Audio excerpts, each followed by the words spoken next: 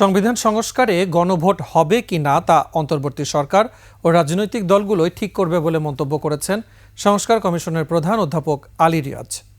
বলেছেন, রাজনৈতিক দলগুলোর মধ্যে মতপার্থক্য থাকলেও সংস্কার করার ঐক্যমত আছে।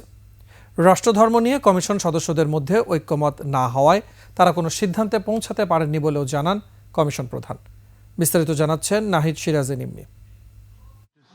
কার্যকর গণতন্ত্র প্রতিষ্ঠা।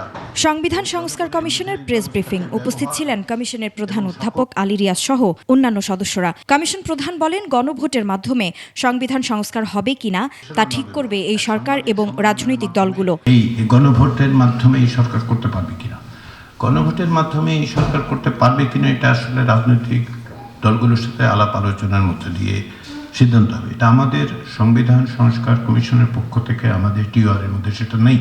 এ সময় তিনি বলেন, একটি অবাধ ও সুষ্ঠু নির্বাচনের জন্য নির্বাচনের আগে অনেক সংস্কার সম্ভব।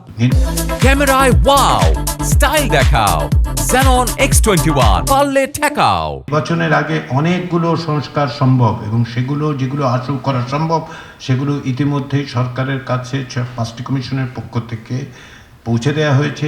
ইতিমধ্যে সে ব্যবস্থা গ্রহণ করা হচ্ছে এবং আমরা আশা করছি যে খুব শীঘ্রই সরকারের পক্ষ থেকে বিভিন্ন পদক্ষেপ গ্রহণ করা হবে, ফলে কিছু সংস্কার অবশ্যই হবে। দলীয় সিদ্ধান্তের বাইরে সংসদে এমপিদের ভোটাধিকার নিয়ে সংবিধানের 70 অনুচ্ছেদ পরিবর্তনের সুপারিশ করা হয়েছে বলেও এ সময় সংবাদ সম্মেলনে জানান তিনি। যেগুলো আছে বিদ্যমান প্রতিষ্ঠান সেগুলো শক্তিশালী করা, স্বাধীন করা। নাহিদ সিরাজ নিম্মি, 21 টেলিভিশন, ঢাকা।